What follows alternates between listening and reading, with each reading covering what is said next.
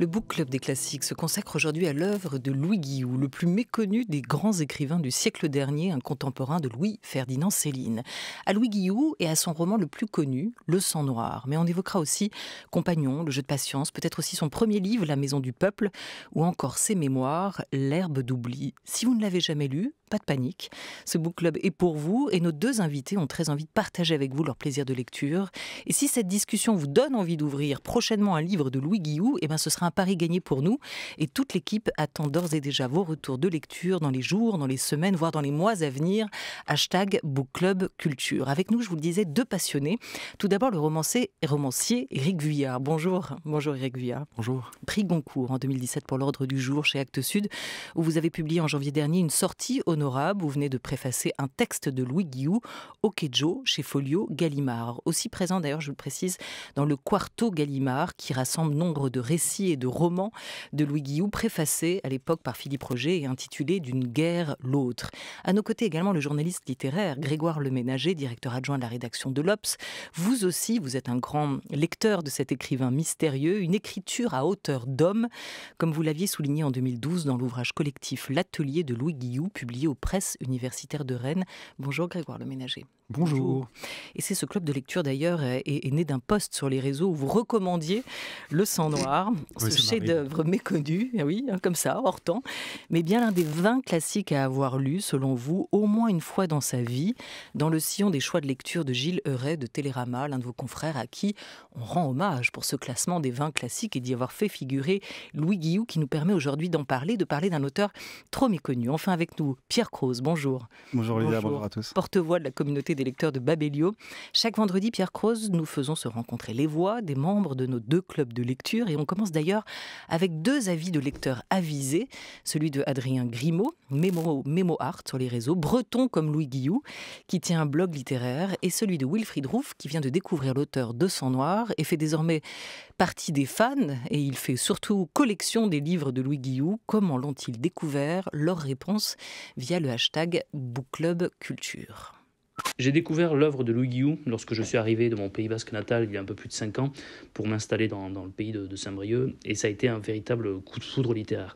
D'abord parce que, sans jamais la nommer, évidemment, Louis Guillou situe la plupart de ses romans dans sa ville natale, celle de Saint-Brieuc. Et pourtant, alors que je venais d'une culture différente, d'un parler différent, d'un langage différent, je me suis senti de suite apaisé, je me suis senti de suite chez moi en lisant l'œuvre de Louis Guillou, en rendant hommage ainsi à son particularisme. Il en fait un universalisme et je me suis senti chez moi, et on se sent chez soi lorsqu'on lit l'œuvre de Louis Guillou. Et ça, cet hommage vibrant à son territoire, à sa ville natale, c'est absolument pour moi bouleversant et ça m'a de suite parlé. Et deuxièmement, ce que j'aime beaucoup dans l'œuvre de Louis Guillou, c'est sa capacité à décrire les couches populaires dans leur vérité, dans leur authenticité, sans jamais les flatter, sans non plus les mépriser. Il les montre dans leur vérité, et c'est ça la grandeur de Louis Guillou. Et je pense notamment à une œuvre qui est souvent associée à La Maison du Peuple. On en parle peu de manière dissociée, mais ses Compagnons, ce court récit d'une 50aine de pages, je crois que c'est l'œuvre la plus bouleversante que j'ai jamais lue de ma vie. Elle m'a serré le cœur.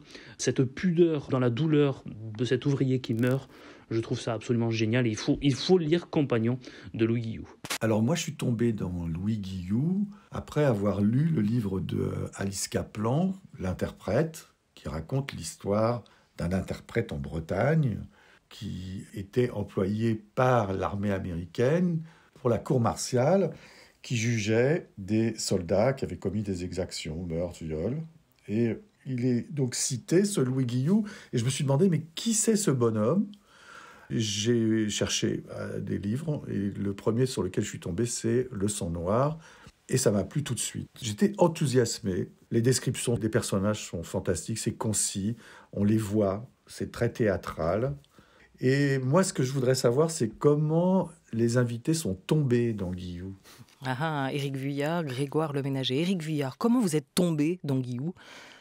Alors pour autant que je me souvienne, c'était un dîner, des amis ont parlé d'un livre qui s'appelle Coco perdu de Guillou, et c'est un livre donc, dans lequel un vieil homme parle, ce qui est déjà assez rare au fond, et qui au fond est d'abord seul, mais perdu, justement. Et il récapitule sa vie, sa femme est partie, si je me souviens bien, il récapitule dans le désordre, comme ça lui vient petit à petit, avec une sorte d'humour doux amer et un désespoir silencieux. Et donc j'avais été frappé par la force avec laquelle Guillou le décrit, et puis ce choix aussi, qui est un choix ingrat d'une certaine façon, c'est raconté comme ça, comme si... Donc, finalement, la littérature, pour une part, fait comme si les personnes âgées n'existaient pas. Enfin, en tout cas, il y a à la fois des couches sociales, des âges qui sont peu présents dans la littérature. Et là, au contraire, enfin, Guillou donne une très grande consistance au désespoir, qui est un désespoir propre, là, au fond, à quelqu'un dont la vie se termine et dont la personne avec laquelle il a vécu a disparu. Et ça m'a fait songer à ce que Tchekhov écrit de Gorky sur les premiers textes de Gorky. Quand vous dépeignez une chose, vous la voyez, vous la palpez avec les mains, et on a le même sentiment avec Guillou, c'est que ces personnages ne sont pas des personnages de papier. Voilà, Guillou qui était lui un grand admirateur de Tolstoï, entre autres. Et de Gorky. Et alors, donc pendant ce dîner, quelqu'un vous en parle si bien que vous vous dites à la sortie, à l'issue de ce dîner, que vous allez acheter quand même un livre de Louis Guillou que vous ne connaissiez pas jusqu'ici. Oui, et c'était à l'Éric Vuillard de ses 20 ans, de ses 30 ans, ça fait longtemps que vous avez fait cette découverte ou... Non, je pense justement qu'une des raisons, là, je crois, une des personnes là, qui est intervenue évoquait le fait que Guillou est en partie méconnu. Je pense que c'est lié justement au fait que, pour différentes raisons, on le connaît tous tard. Et donc, Guillou entre pas, ou peu en général, dans la culture qu'on se fait très jeune et qui est pour une part déterminante, notamment quand on veut écrire, dans le type d'écriture, là où on s'engage et la direction qu'on prend. Ce qui fait qu'il arrive quand quelque chose a déjà été cristallisé et fixé en nous. Moi, j'ai dû le connaître quand j'avais 35 ans à peu près, donc, et de fait, donc, il a joué un rôle ensuite, mais pas dans mes jeunes années. Je pense que c'est pour une part responsable de du fait que Guillou est relativement inconnu du grand public. Et vous alors, Grégoire Le Ménager, comment vous tombez dans Guillou, comme nous disait notre lecteur-auditeur Wilfried? Est-ce que ça a été un choc? Est-ce que vous êtes fait mal? Ça a été un choc, ça s'est passé plus tôt que ça. Moi, ça fait un bon bout de temps là maintenant que je vis avec cet écrivain-là. Je me souviens très bien, moi je faisais des études de lettres et il y a un moment où il fallait choisir un auteur pour lui consacrer un mémoire de maîtrise. Et moi, j'étais très intéressé par les écrivains qu'Henri Godard a rassemblés sous le titre « Une grande génération ». C'est des écrivains qui sont nés au tournant du changement de siècle. Alors, Henri Godard, qui est universitaire, qui est un grand spécialiste de Céline, de Giono, etc. Et voilà. Et j'étais très intéressé par ces écrivains-là, Céline, Giono, Malraux. Mais je ne voulais pas m'attaquer à un de ces auteurs-là sur lesquels on avait déjà énormément écrit. J'avais l'impression qu'il fallait déjà passer 10 ans à lire ce qu'on avait écrit sur eux avant d'être autorisé à écrire 3 lignes dessus. Donc vous allez chercher l'illustre inconnu. Donc je vais chercher des auteurs de deuxième catégorie. J'ai même lu tout Audrieux-La Rochelle à cette époque-là, pour en conclure que je n'avais pas forcément envie de passer beaucoup plus de temps en compagnie de quelqu'un d'aussi tordu. Et puis un jour, ma femme, qui avait vécu à Saint-Brieuc quand elle était enfant, m'a dit « Mais pourquoi tu lirais pas Louis Guillou ?» Je n'avais jamais entendu... Je fais des études de lettres quand même, et je n'avais jamais entendu ce nom-là. Et donc, elle m'a offert le Sang Noir en folio, et j'ai plongé là-dedans. J'ai été absolument bouleversé. Il y avait...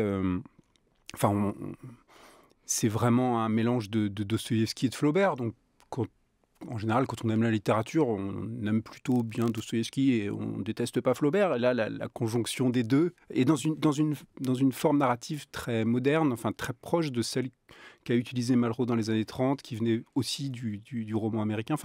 Ça m'a vraiment, vraiment, vraiment ébloui. Et du coup, j'ai lu les autres, qui sont souvent assez différents du Sang Noir d'ailleurs, mais peut-être qu'on en parlera après. Alors, en tout cas, c'est la Saint-Brieuc connexion qui vous a, vous aussi, fait accéder, comme notre auditeur. Vraiment par hasard, parce que moi, je n'étais pas de Saint-Brieuc, moi, j'étais normand, donc j'avais... Voilà. Par votre femme, vous l'avez évoqué, Grégoire. Et du côté des lecteurs de Babelio, Pierre Croze, est-ce que c'est une œuvre, nous on s'est rendu compte dans notre communauté de lecteurs que quand même Louis Guillou était presque un parfait inconnu, que peu de lecteurs pourtant assidus ne l'avaient lu et ne le connaissaient réellement. Est-ce que vous avez eu la même surprise en regardant les critiques de lecture sur votre site? Alors je ne m'attendais pas à autant de critiques, il y en a une cinquantaine sur Babelio, il y a 800 lecteurs du livre Le Sang Noir sur Babelio, mais dans quasiment toutes les critiques, il est question du fait que l'auteur était méconnu, ils sont tombés par hasard en lisant d'autres livres de littérature qui citaient peut-être parfois Louis Guillou. Bien évidemment, on songe à Céline, on en parlera peut-être pour la verve, la liberté de ton, et l'on perçoit combien ce livre méconnu a pu influencer bien d'autres auteurs depuis sa parution en 1935. Une lectrice par exemple qui nous dit que son attention a été attirée par l'excellente note moyenne de ce livre, pour moi inconnu, tout comme son auteur du reste. Et puis c'est en lisant la correspondance d'Albert Camus à Maria Cazares que je me suis décidé. Maria Cazares qu'il s'est décidé, d'accord. Et pourquoi est-il si méconnu? C'est peut-être une question qu'on va tous se poser. Peut-être, élément de réponse, vous me direz, messieurs, ce que vous en pensez. Sang Noir, c'est son grand livre qui va paraître 3 ans après le Voyage au bout de la nuit de Céline, qui paraît lui en 1932. Est-ce que vous pensez que Céline a fait de l'ombre sur le moment à Louis Guillou, ou plutôt dans la postérité d'ailleurs? Éric Vuillard. Je pense d'abord qu'il y a quelque chose qui est lié fondamentalement à l'origine sociale de Guillou et qui fait que quand quelqu'un meurt et qu'il n'a pas autour de soi une famille bourgeoise pour pouvoir le soutenir, donc avec, je sais pas, des avocats, des gens qui ont le temps, tout un réseau, son œuvre est moins défendue. Alors pour ce qui est de Céline, peut-être, mais alors peut-être pour une raison aussi bien liée à leur livre, c'est-à-dire au Sang Noir et au voyage, c'est que le voyage, comme beaucoup d'autres livres traitant de la guerre, traite du front, en fait, à un moment ou à un autre, en tout cas, comme Giono traite du front, comme Barbus, alors que finalement, Le Sang Noir est un livre de l'arrière. De ce point de vue-là, c'est un livre, là encore, ingrat, d'une certaine manière. Il parle d'une petite ville de province, à l'arrière, et c'est un des intérêts du livre. Il montre que le front est aussi à l'arrière, que précisément, il s'y règle des comptes sans cesse, et qu'il y a des douleurs, il y a des problèmes qui traversent et qui saturent la vie sociale. Et donc, je crois qu'aussi, tout simplement, une fois qu'une chose est engagée d'une certaine façon pour un livre et dans son histoire, eh bien, un livre peut mettre du temps à sortir d'une sorte de purgatoire. Grégoire Le Ménager, Henri Godard, dont vous parliez tout à l'heure, qui est donc aussi un grand spécialiste de Céline et aussi de Louis Guillou, parle de Guillou comme du romancier de la condition humaine. Est-ce que vous pensez quand même que Céline a éclipsé en partie oui et non en réalité, parce que le Voyage au bout de la nuit, ça apparaît en 32, le Sang Noir, ça apparaît en 35, et le Sang Noir n'est pas du tout passé inaperçu à sa sortie. C'est ça qui est le plus mystérieux en réalité. C'est-à-dire que c'est quand même un livre qui a été un événement littéraire en 35. Guillou était jusqu'ici un fils de cordonnier qui publiait des récits assez minimalistes, très, très honorable et remarqué et salué, mais là, avec Le Sang Noir, il y a vraiment une ampleur, c'est un coup d'éclat, il passe chez Gallimard pour ça.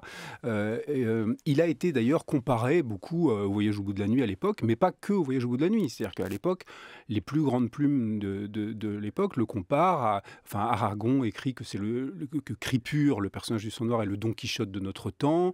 Malraux en parle, le compare à Flaubert. On le compare, on en parle beaucoup comme d'un grand roman. Il a manqué le prix Goncourt de très peu.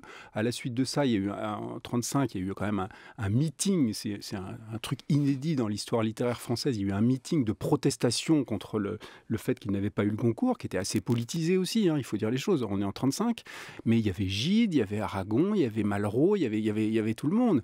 Donc il est vraiment devenu un écrivain de premier plan à ce moment-là. L'année d'après, Gide l'a emmené avec lui pour faire son voyage en URSS. Le fameux voyage en URSS, on en Il a été secrétaire du Congrès des écrivains antifascistes et tout ça. Donc si Céline a éclipsé Guillou, ce qui est possible, mais il y a beaucoup d'auteurs qui ont éclipsé Guillou en réalité. On pourrait parler de Camus aussi. Après-guerre, il a été très proche de Camus. Mais je pense que ça, c'est une clé aussi. C'est-à-dire que Camus, on s'en souvient aujourd'hui comme d'un écrivain de premier plan, mais il a eu une vraie traversée du désert. Et le fait pour Guillou d'être copain avec Camus, dans l'immédiate après-guerre, c'était pas forcément idéal, parce que je pense que là aussi, dans une période de polarisation de la vie littéraire assez politique, l'équipe montante de Sartre et des temps modernes a considérablement ignoré Guillou, et puis enfin lui-même, il n'a pas fait beaucoup d'efforts. C'est-à-dire que franchement, il a publié un livre qui s'appelle Absent de Paris, il faisait des allers-retours entre Saint-Brieuc et Paris, mais il ne se montrait pas. Je pense qu'il était beaucoup trop fier pour ne pas être modeste et discret. Alors, il n'a pas eu le Goncourt au moment de Sang Noir, mais il aura le Renaudot au moment de la parution de Jeux de patience, bien plus tard en 1949. Là, on est vraiment entré dans le grand livre, la grande œuvre pour vous aussi de Louis Guillou, qui est ce livre Sang Noir. Je vous propose d'écouter, paru en 1935, d'écouter 2 critiques de lecteurs, membres du club de lecture de France Culture. On retrouve d'abord Adrien Grimaud, qu'on entendait tout à l'heure, la Saint-Brieuc Connexion. Et puis on entendra le commentaire, l'avis, le partage de lecture d'Antoine Faure. Louis Guillou, il est indissociable du Sang Noir, ce roman chef-d'œuvre des années 30, qui a la particularité d'être un roman sur la guerre 14-18, mais vu depuis une commune de l'arrière-front. Et je pense en tant que lecteur que c'est un roman qui a marqué les esprits par le personnage de Cripure. Cripure, c'est un personnage à la fois fascinant et repoussant. Il est un peu comme Louis Guillou d'ailleurs, truffé de contradictions. C'est un esprit à la fois génial, à la fois brillant, admiré par certains de ses anciens élèves, mais il est aussi pathétique, il est aussi grotesque, détesté par beaucoup, moqué par la plupart de ses élèves. C'est un personnage qui a échoué. Il a échoué dans sa vie professionnelle, il a échoué dans sa thèse, il a échoué dans sa vie familiale et sentimentale. Je pense que c'est vraiment un personnage fascinant parce qu'on n'a pas l'habitude de voir ce type de anti-héros, notamment en période de guerre. Il le dit, hein, il aime son pays. Hein. Cripure, c'est un personnage qui aime son pays, mais il n'aime pas de la même manière que les autres. Il n'aime pas le conformisme et l'opportunisme qui peut exister chez les autres dans cette période de guerre. C'est un personnage fascinant aussi parce qu'il se fiche complètement du regard des autres. Il est misanthrope. Pour lui, ce qui compte, c'est l'écriture de son livre, dont il parle pendant tout le long du roman. Ce qui compte pour lui, c'est la morale. Ce qui compte pour lui, c'est le mépris des autres. Donc je pense vraiment que Cripure, c'est le personnage qui a rendu culte ce roman parce qu'il fascine les gens autant qu'il le repousse. Et ça, c'est tout le génie de Louis Guillou d'avoir réussi à faire un tel personnage dans son roman. Mais du coup, je voulais vous demander aux invités qui sont présents dans votre studio, à votre avis, est-ce qu'il y a encore des Cripures aujourd'hui? Et si oui, quels seraient-ils? Éric Guyard, la question est pour vous. Est-ce qu'il y a encore des Cripures aujourd'hui? Ça me fait songer que, en tout cas, Pierre Lemaitre, dans Au revoir là-haut, a repris justement le personnage de Cripure, d'ailleurs d'une façon tout à fait saisissante, puisque si parfois en littérature on peut trouver des allusions ou des références à tel ou tel personnage ou tel roman, là c'est bien davantage, puisqu'on peut dire qu'il lui emprunte à la fois certains caractères physiques, donc le personnage de Merlin dans Au revoir là-haut, et puis certains caractères moraux même, et qu'il le modifie en même temps. C'est donc ce qu'on peut appeler une greffe réussie, donc c'est peut-être le Cripure de notre temps. Oui, on pense beaucoup à Pierre Lemaitre, hein, effectivement, en lisant Louis Guillou, et qui Pierre Lemaitre a beaucoup lu Louis Guillou, aurait pu être autour de cette table avec nous pour en discuter aujourd'hui.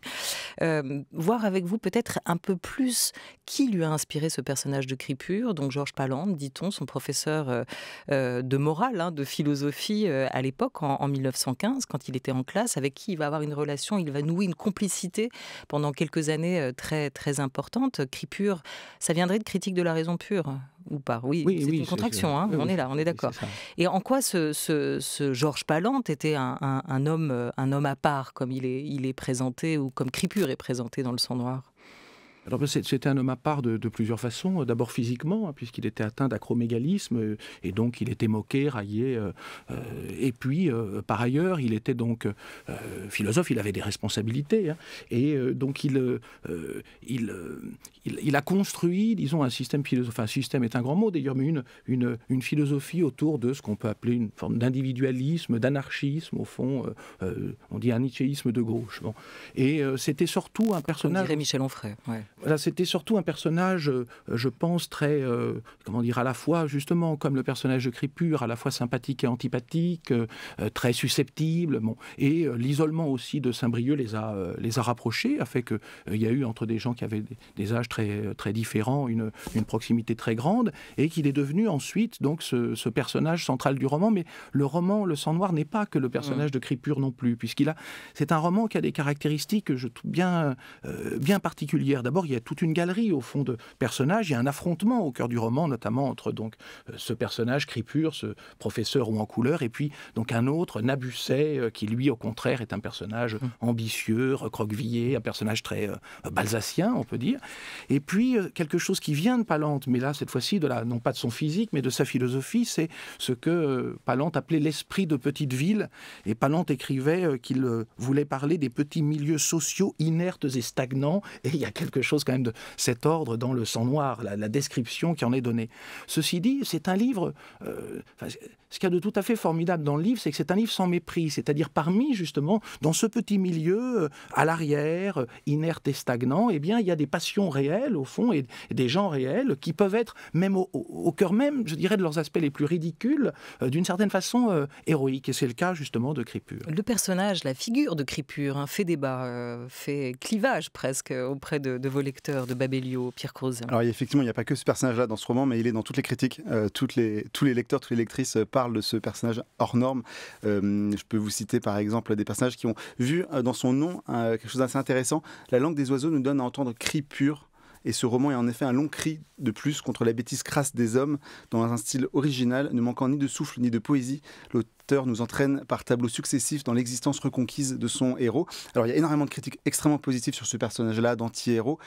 Et il y a aussi des personnages qui ne sont pas rentrés dans le livre à cause de ce Crépure. Le personnage de Crépure ne m'a attiré aucune sympathie, ni les autres personnages non plus. Je n'ai pas pu trouver les personnages attachants ou vraiment intéressants, et ce malgré leur grand nombre. Même le personnage principal, Crépure, ne m'a ni ému ni fait rire. Le ridicule, l'excès, la demi-folie et la médiocrité ne suffisent pas à rendre quelqu'un d'intéressant. Bon, on écoute une autre recommandation critique de lecture, celle d'Antoine Faure, auditeur et lecteur de la communauté de lecteurs de France Culture. Et on vous donne la parole, Grégoire Leménager, voir si vous avez envie de défendre Crépure.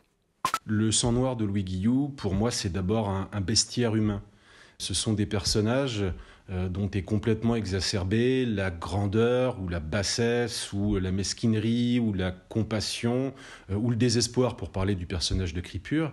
Et en définitive, c'est le tableau d'une nation complètement fracassée derrière l'apparente unité nationale de la Grande Guerre. C'est une nation qui finalement est vouée à connaître la débâcle de 1940, et le propos est très éloquent. Une fois qu'on a passé cet émerveillement devant la mosaïque des personnages, on observe la technicité, elle est incroyable. C'est-à-dire que tout au long du plan séquence qui dure 24 heures, on voit s'enchaîner de manière fluide une foultitude de scènes avec énormément de personnages qui évoluent, qu'on croise, qu'on recroise, qui ont chacun une attitude, un langage, une histoire, une progression. C'est une précision d'horloger assez incroyable et sans beaucoup d'équivalent en littérature française. Voilà, un travail d'horloger sans équivalent. Là, c'est plutôt à la fois le bestiaire, mais aussi la forme, le style de Guillou que cet auditeur met en avant. Grégoire Leménager, un mot juste encore sur Crépure, et puis après on passe au style. Oui, Crépure, évidemment que c'est un personnage... c'est vraiment un des personnages les plus complexes, je pense, de la littérature française du XXe siècle. Il résume toutes les contradictions qu'il peut y avoir dans l'homme, et d'une manière qui est bouffonne, qui est excessive, parce que il y a quelque chose que personne n'a dit jusqu'à présent, c'est à quel point ce livre est drôle aussi. Il y a un humour, une ironie extrêmement cinglante, extrêmement vacharde. Enfin, c'est un livre de colère. Je parlais de Flaubert, il y a quelque chose de cet ordre-là. On parle d'un bestiaire humain, effectivement.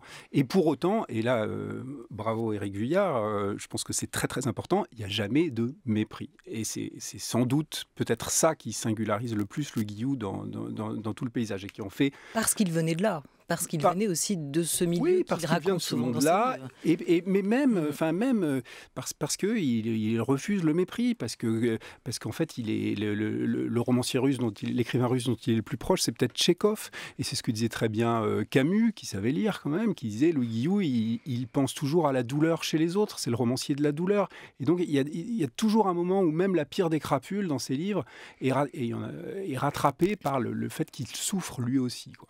Et puis alors sur la forme, effectivement, le sang noir, il y a quelque chose de très moderne là-dedans, d'extrêmement cinématographique. Malraux lui avait donné un conseil, il lui avait dit, écoute, parce qu'il n'y arrivait plus, Louis Guillou, au bout d'un moment, c'est vraiment une grosse machine quand même. Et Malraux lui avait dit, écoutez, écrivez les scènes comme elles viennent, vous les montrez ensuite comme un film. Effectivement, les premiers romans de Malraux, l'Espoir est construit de cette manière aussi. C'est vraiment ces techniques-là, et qui sont des techniques de cinéma, utilisées par le roman, à la fois influencées par le roman russe et par le roman américain, et qui dans les années 30, a quelque chose de très moderne. Alors le grand mystère, c'est quoi ? C'est que ce livre-là, qui est très spectaculaire, qui est très théâtral, qui est très romanesque, qui part dans tous les sens, qui est très drôle, qui est tragique, etc. Et Guillou va va pas du tout réécrire la même chose après. Alors que c'est le livre qui a failli lui apporter le Goncourt.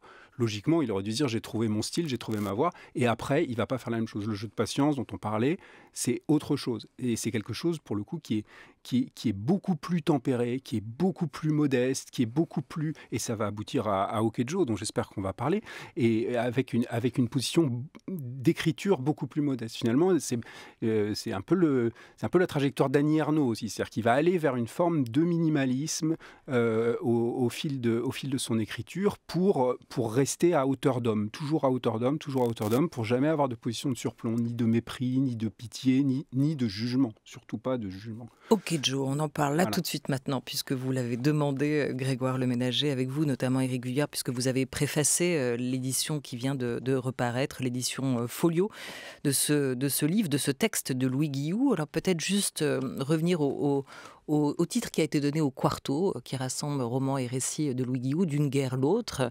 Est-ce que entre Le Sang Noir et Okejo, on n'a pas justement cette filiation qui s'impose, qui naît? Parce que Le Sang Noir revient sur la guerre de 14, à laquelle d'ailleurs Louis Guillou n'a pas participé, et Okejo.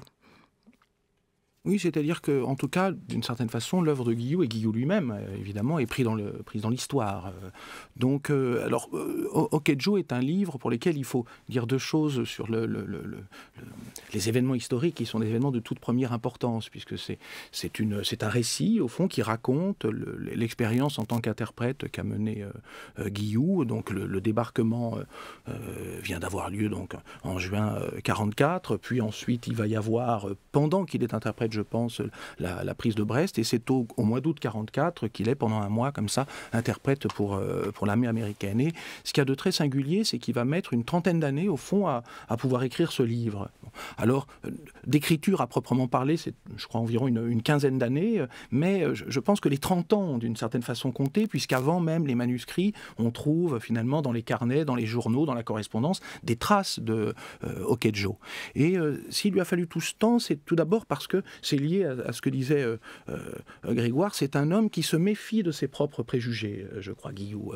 Ça se sent d'ailleurs dans les contradictions même de ses personnages. Il cherche tout le temps à se déprendre presque de lui-même. Et là, en l'occurrence, il se trouve qu'il est pris, comme nous tous d'ailleurs toujours, mais là cette fois-ci dans des enjeux qui sont vraiment des enjeux historiques majeurs, dans des contradictions très grandes, puisqu'il accompagne l'armée américaine, qui sont donc nos libérateurs, mais dans le même temps, puis cette armée américaine est une armée à certains égards démocratique comme il n'y en a jamais eu. Les gens sont décontractés, sympathiques, liants. Guillou est de surcroît anglophile, il a appris l'anglais, donc c'est pour ça qu'il est interprète. Il est donc très bien intentionné, disons, à leur égard.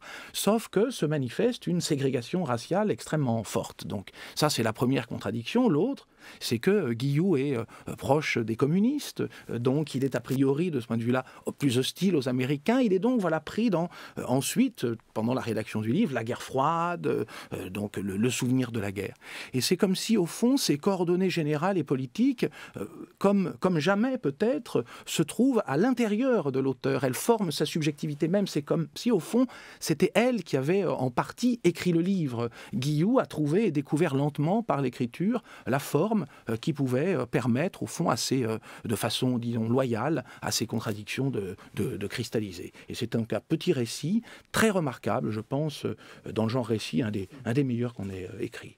Il y a des lecteurs de Babelio qui ont réagi sur Okejo? Oui, on retrouve un peu cette idée de regard de Louis Guillou, chronique de la libération par l'armée américaine avec son cortège de justice et d'injustice, de mesquinerie et d'espoir. Louis Guillou regarde étonné, bienveillant, parfois révolté, toujours plein d'humanité. On retrouve là ce que vous disiez envers les gens qu'il rencontre. Des soldats vite jugés, vite pendus, l'image de cette armée américaine, de ces GI propres apportant la liberté en prend un coup. On découvre une armée et un peuple raciste, des tribunaux ayant 2 poids, 2 mesures selon la couleur de peau des accusés. Voilà, j'aimerais qu'on entende encore juste la voix de Louis Guillou, parce que François Richer l'a retrouvé, et c'est quand même un plaisir, quand on vient de parler d'un auteur, d'un écrivain, de le lire aussi. J'aurais espéré qu'on ait le temps de lire un extrait de Sang Noir, mais j'en suis pas sûre. En revanche, de l'écouter, ça, on va toujours, et on prendra toujours le temps.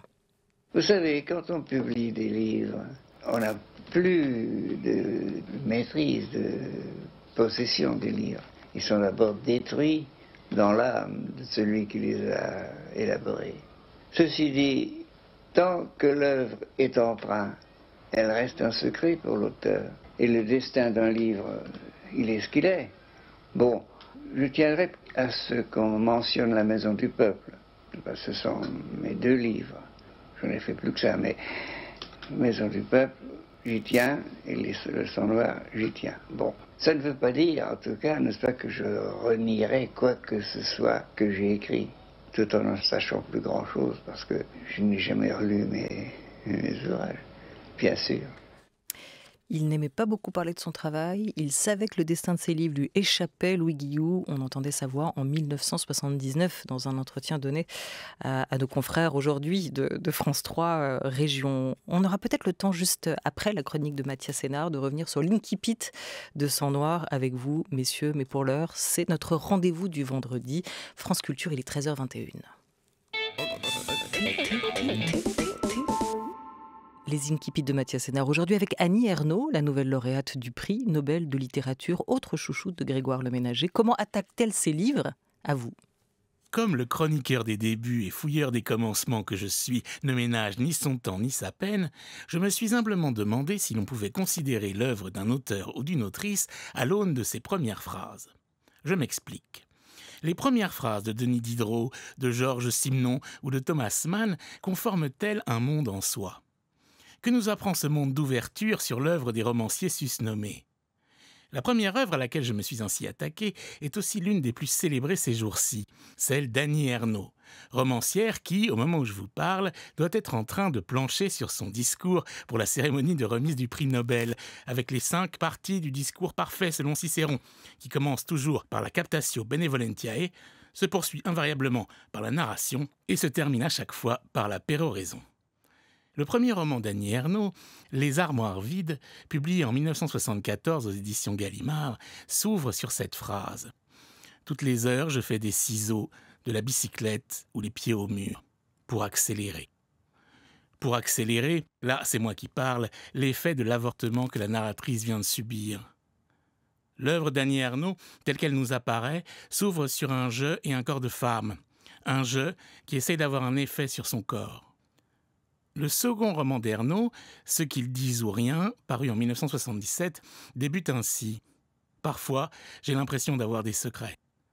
Roman de l'adolescence et du passage, Ce qu'ils disent ou rien s'ouvre sur cet adverbe. Ce rythme est non seulement un jeu féminin, mais aussi une façon de tromperie, un espace ouvert entre l'image que l'on voudrait de soi et ce que l'on pressent comme sa réalité et qui s'en éloigne.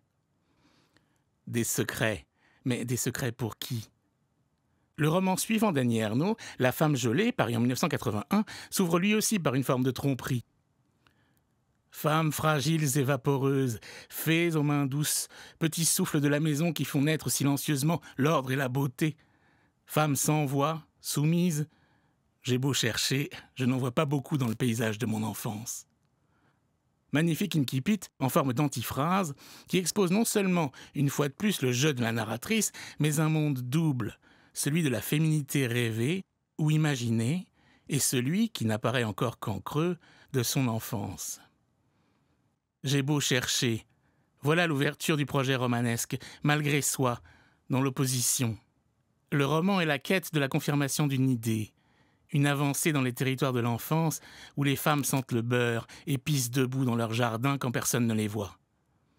Voici peut-être, et ce sera ma péroraison, ce que nous disent du monde d'Annie Ernaux ces 3 premiers incipits.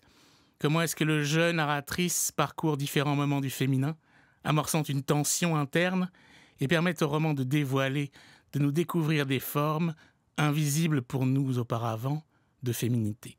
Merci beaucoup Mathias Sénard. C'était l'incipit du jour autour de l'œuvre de Annie Ernaux. On va peut-être conclure avec vous, messieurs, sur l'incipit, non pas de Sang Noir, mais de Okejo de Louis Guillou. À vous, lecture, Éric Vuillard. Personne ne parlait dans la voiture, ni les 2 lieutenants dans le fond, ni le chauffeur près duquel j'étais assis.